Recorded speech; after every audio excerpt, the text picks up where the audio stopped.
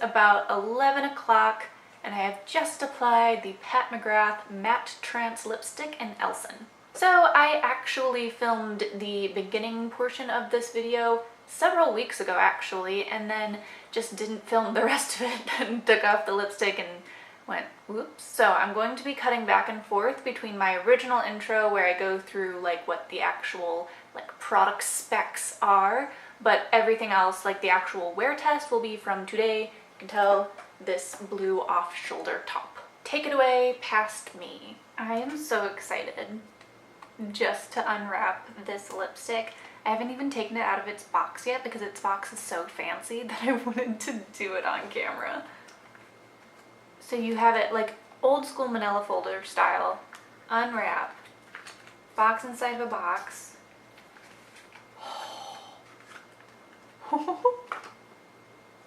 She's so fancy. The sun's going out on me, so I had to stop and readjust my camera, but look at it.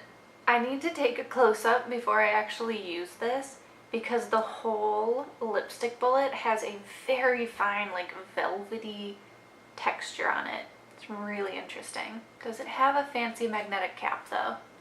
No, standard cap. It's cute though, it's kind of 80s. As always, I will go ahead and show you the application process while reading what Pat McGrath has to say about this lipstick. A revolutionary lipstick so luxurious and richly pigmented it drenches lips in a lightweight veil of opaque color while delivering a mesmerizing modern matte finish. Sensually creamy and brilliant in texture, this collection evokes the femme fatale siren with every application. Color and finish so sinful your pout will speak volumes without ever whispering a word. This product features an innovative formula combining a strong matte finish with a highly saturated pigment.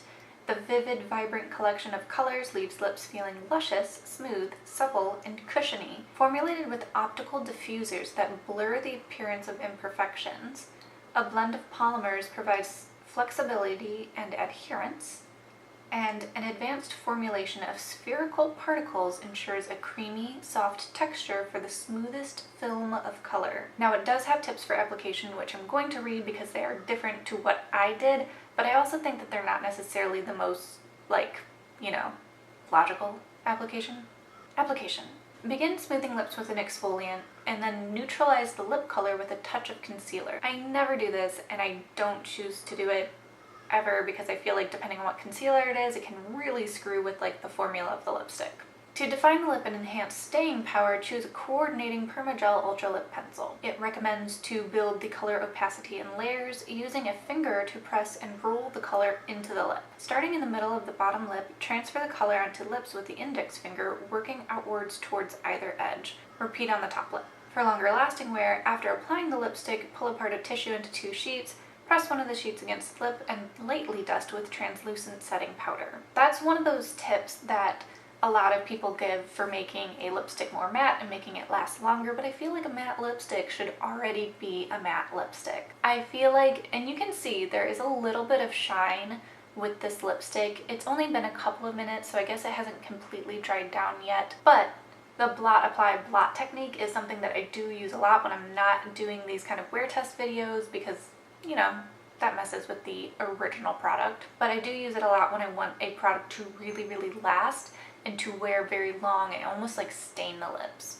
So I do think that that would be a good choice for using this lipstick. But for almost $40, it should also be pretty great on its own. Okay, so application notes.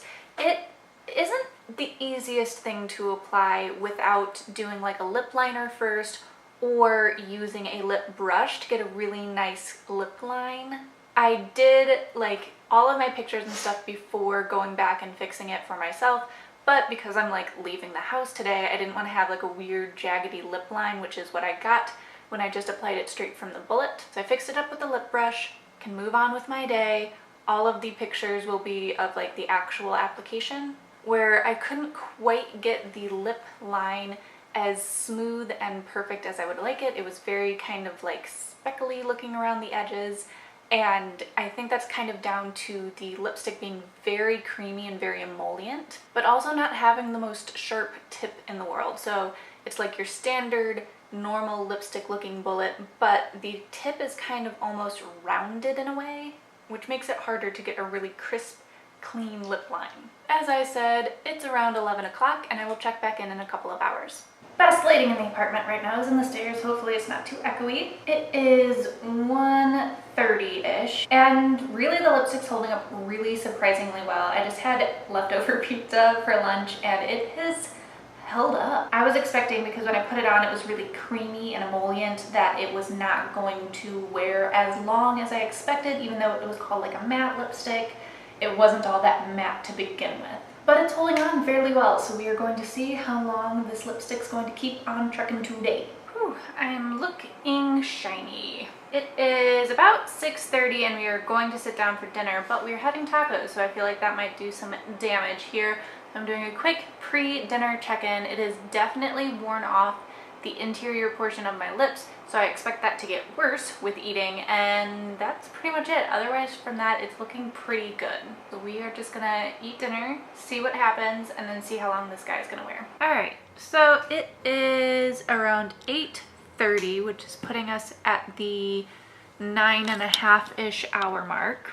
And actually, I think I am going to call it, because although it looks fine with my mouth closed and relaxed like this, when I am talking and when I am eating, you can really see how much of this lipstick has worn off, and it's also just kind of faded pretty evenly overall. If I were wearing this in the normal context of an everyday kind of situation, I would have probably reapplied it right after dinner, which would still have been at least 7.5 hours of wear. So it is definitely in the long wearing category, no worries there.